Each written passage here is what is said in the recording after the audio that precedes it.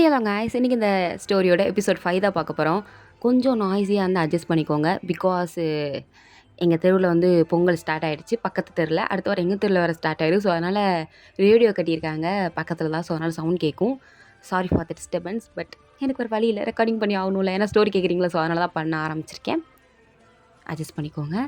So போன படத்தோட complete பண்ணியிருந்தேன்னா Arjun வந்து மீராவுக்கு ஒரு பார்சல் வந்திருக்கும். என்னென்னு கேட்டுருந்துருப்பார். பட் அந்த பார்சலில் மிராவோட எக்ஸை பற்றின டீட்டெயில்ஸ்லாம் இருக்கும். ஸோ அதனால் மிராவை அதை மறைச்சிருந்துருப்பா. அதோட இந்த பாட்டை கம்ப்ளீட் பண்ணி நான் let's continue to the part 5. மிரா, காட்டு, என்ன வச்சிருக்க நீ? காட்டு மிரா. நத்திங் அர்ஜுன். இல்லையே, ஏதோ இருக்கிற மாதிரி இருக்கே. அந்த பாக்ஸில் என்ன பார்சல்? மீஷோவில் ட்ரெஸ் ஆர்டர் போட்டிருந்தேன், அதான் பார்சல் வந்திருக்கு, வேற ஒன்றும் இல்லை. அப்படியா, எங்கள் காமி. அது எதுக்கு உங்களுக்கு காமிக்கணும்? அது வந்து அப்படின்னு பாட்டுக்கு முழிச்சிட்டு இருக்கும்போது அர்ஜுனே அதை பிடுங்கி எடுத்துட்டான். பார்த்தா அதில் ஃபோட்டோஸ் இருக்குது. மீராவும் கூட இன்னொரு ஏதோ ஒரு அன்னோன் பர்சன் கூட இருக்கிற மாதிரி ஒரு ஃபோட்டோ. அதை பார்த்ததும் அப்படியே அர்ஜுனுக்கு அவ்வளோ கோவம் வருது. ஆக்சுவலி இவங்க நின்றுட்டு இருந்தது ஹால். ஸோ ஹாலில் யாராவது பார்த்துட்டு போகிறாங்க அப்படின்னு அர்ஜுன் வேவேமா அவளோட கையை பிடிச்சி மேலே எடுத்துகிட்டு போயிட்டுருக்கா ரூமுக்கு. மீராவும், அர்ஜுன் ப்ளீஸ் கையை விடு, it's pain. Meera, shut up, வாயை முடிக்கிட்டு வா ப்ளீஸ், இதை விட்டு நீ வாயை மூடிட்டு வா அப்படின்னு ரூம்குள்ளே வந்து ரூம் டோரை லாக் பண்ணிட்டு, யார் இவன்? சொல்லு மீரா, யார் இவன்? இவன் கூட என்ன ஃபோட்டோ எடுத்திருக்க? அது அர்ஜுன்.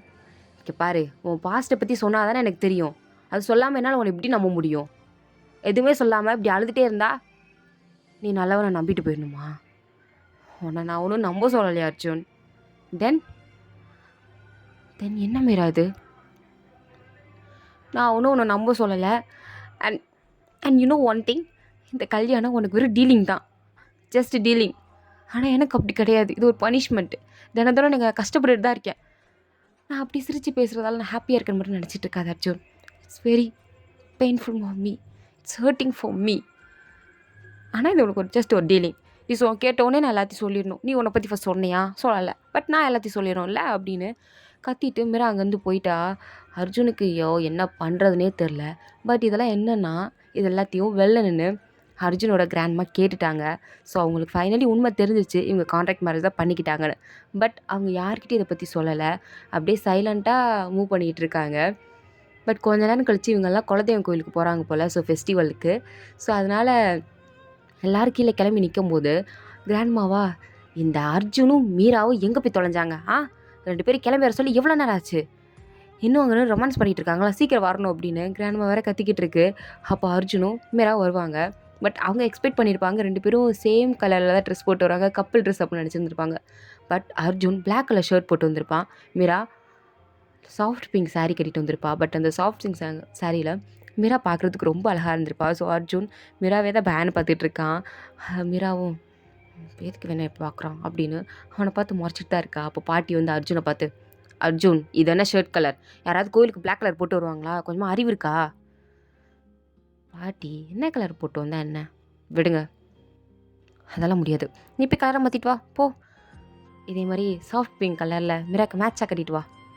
எதுக்கா? நீங்கள் ரெண்டு பேரும் கப்பிள்ஸ்டா, கப்பிள்ஸ் மாதிரி ட்ரெஸ் பண்ணுங்கள், எனிமி மாதிரி ட்ரெஸ் பண்ணக்கூடாது, புரியுதா அப்படின்னு அவனை வேணும்னே ஃபோர்ஸ் பண்ணி அந்த ஷர்ட்டை போட வைக்கிறாங்க. அவனும் தலையெழுத்தே அப்படின்னு அந்த ஷர்ட்டை போட்டு மிராவை பார்க்குறான். மீராவும் ஹேண்ட்ஸமாக இருக்கான்ல அந்த ஷர்ட்டில் அப்படின்ற மாதிரி அர்ஜுனை பார்க்குறா. ஸோ ரெண்டு பேரும் அப்படியே பார்க்குறாங்க. அவங்களுக்குள்ளேயே ஒரு ஐ கான்டாக்ட் வருது. இதை பாட்டிமா பார்த்து, கான்ட்ராக்ட் மேரேஜ்னு சொன்னாங்க, ஆனால் இதுங்க நல்லா ரொமான்ஸ் பண்ணுற மாதிரி தானே தெரியுது அப்படின்னு பாட்டிமா அவங்க ரெண்டு பேரும் பார்த்துட்ருக்காங்க. ஸோ ஃபைனலி ஃபெஸ்டிவல் நடக்கிற டெம்பிளுக்கும் வந்தாச்சு. பட் அந்த டெம்பிள் மலை மேலே இருக்கிற ஒரு முருகன் கோயில். ஸோ அதனால் அர்ஜுனுக்கெலாம் சின்ன வயசுலேருந்து இங்கே ஏறி பழக்கம். ஸோ அதனால் அவன் ஏறுறான், ஃபேமிலி மெம்பர்ஸ் ஏறுறாங்க, என் பாட்டி மாமா கொண்டு ஏறுறாங்க. பட் மிராவால் ஏற முடியல. அவள் ஸ்லிப்பர்ஸும் அதுக்கேற்ற மாதிரி போடல. ஏன்னா அவளுக்கு தெரியாது மலை மேலே இருக்கும் அப்படின்னு. ஜஸ்ட் இங்கே நியர்பை இருக்கும் அப்படின்னு தான் நினச்சா. பட் கொஞ்சம் தூரமாக இருக்கிறதால அவளால் ஏறவே முடியல. அர்ஜுன் பார்க்குறான், உனக்கு என்ன வயசாயிடுச்சா? வயசான எங்கள் பாட்டி கூட எவ்வளோ வேகமாக நடக்கிறாங்க, நீ என்ன இவ்வளோ மெதுவாக நடந்து வந்துட்டுருக்க? எனக்கு தான் தெரியும் வலி, நல்லா சொல்லிட போகிறேன், நானே நடக்க முடியலன்னு கட்டுப்பில் இருக்கேன், இதில் இவர் வேறு அப்படின்னு பார்த்துட்டு, உங்களுக்கு என்ன, நடக்கணுமா? போங்க. நீங்கள் போய் மேலே போய் நில்லுங்க. நான் மெல்ல மெல்ல நடந்து வரேன். நீ நடக்கிற லட்சணத்துலேயே தெரியுது அப்படின்ன மாதிரி தான் அர்ஜுன் பார்த்துட்ருக்கான். அப்போ அர்ஜுன் எதுவும் சொல்லாமல் மிராவை அப்படியே தூக்கிட்டான். மிராவா, அர்ஜுன் என்ன பண்ணுற நீ? யாராவது பார்த்துட்டு போகிறாங்க. ஐயோ உங்கள் பாட்டி பார்த்து சிரிக்கிறாங்க, இறக்கி விடு. சிரிச்சா சிரிக்கட்டும், நம்ம கப்பிள்ஸ் தானே, அவங்க தானே சொன்னாங்க. உன்னால் நடக்க முடியல, அப்போ உன்னை தூக்கிட்டு தானே போகணும், வா. இது உனக்கே ஓவரால இல்லை அப்படின்னு அர்ஜுன் அந்த மலையில் கஷ்டப்பட்டு மிராவை தூக்கிட்டு போகிறான். ஸோ மிராக்கா அப்படியே ஒரு மாதிரி ஒரு செகண்ட் ஸ்டன்னாகி போய் பார்க்குறா. நம்மளுக்காண்டி இவ்வளோ தூரம் கஷ்டப்படுறானே, நம்ம நடக்க முடியல அப்படின்னு தெரிஞ்சது இவன் நடந்து நம்மளை தூக்கிட்டு போகிறானே அப்படின்னு அவனை ஒரு மாதிரி பார்த்துட்டு இருக்கும்போது இவ்வளோ வேற தூக்கிட்டு போகிறானா, அதுவும் மலை மேலே வேற நடந்து போகிறதால அர்ஜுனுக்கு வந்து லைட்டாக ஸ்வெட் ஆகுது. மிரா அவளோட சாரி முந்தானையை வச்சு அந்த ஸ்வெட்டை துடைக்கிறாளாமா.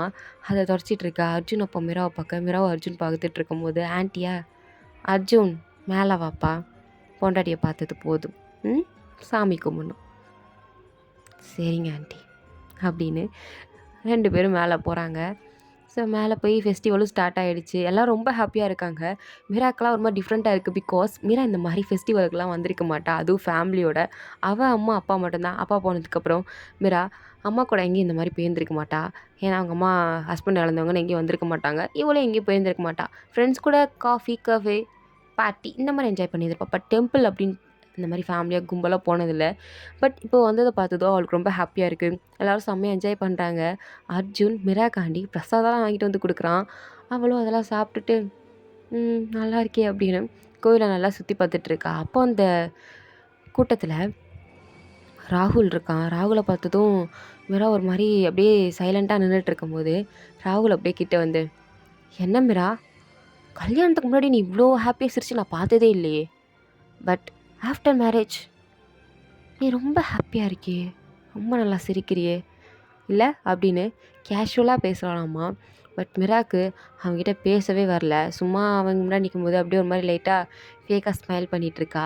ஆனால் அவன் மிராவோட ஷோல்டரில் கை போட்டு, இட்ஸ் ஓகே, நீ சிரிக்கிற பார்க்குறதுக்கும் ரொம்ப சந்தோஷமாகவும் ரொம்ப அழகாகவும் இருக்கும் அப்படின்னு சொல்லிகிட்டு இருக்கும்போது அர்ஜுன் வந்து அப்படியே அவன் கையை தட்டி விட்டு, hello mister, she's my wife, okay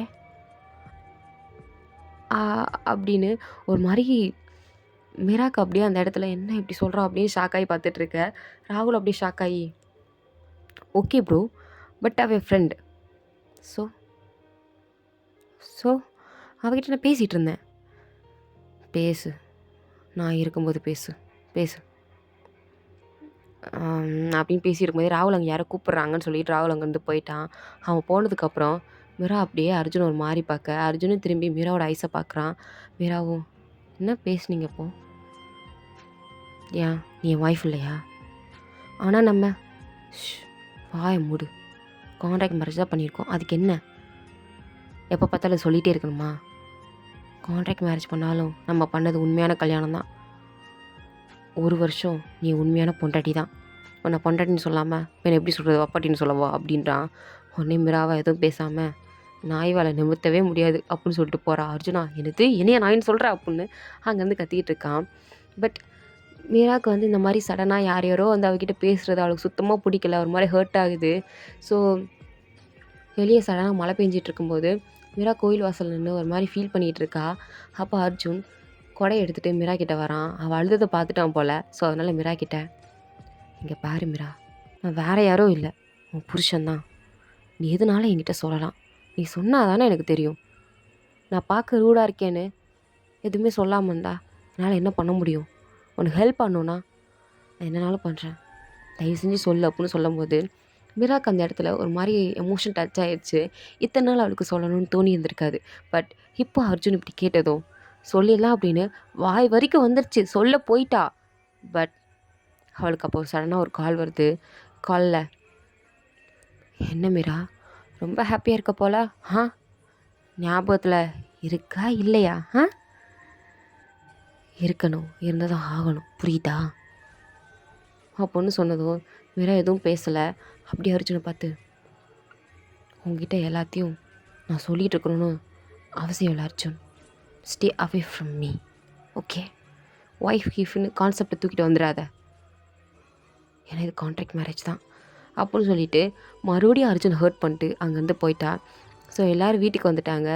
so வீட்டுக்கு வந்ததுக்கப்புறம் பாட்டி மிராவை பார்த்து, மிரா இன்றைக்கி கோயிலில் நல்லா என்ஜாய் பண்ணியா, எப்படி இருந்துச்சு இந்த எக்ஸ்பீரியன்ஸ்லாம், இதுக்கு முன்னாடி இந்த மாதிரி கோயிலுக்குலாம் நீ போனதில்லைன்னு உங்கள் அம்மா சொன்னாங்க, ஸோ அதனால தான் இன்றைக்கி ஸ்பெஷலாக உன்னை நான் கூட்டிகிட்டு போனேன், எப்படி ஃபீல் பண்ண அப்படின்னு கிராண்ட்மா கேட்கும்போது அதுக்கு மிராவும், இட்ஸ் வெரி பியூட்டிஃபுல், எனக்கு ரொம்ப பிடிச்சிருந்துச்சு, அப்படியே ஒரு மாதிரி ரிலாக்ஸிங்காக மனசுக்கு நிம்மதியாக ஹாப்பியாக இருந்துச்சு, கோயிலுக்கு போனால் ரிலாக்ஸாக இருக்கும், எந்த கவலையும் இருக்காது அப்படின்னு அடிக்கடி அம்மா சொல்லுவாங்க.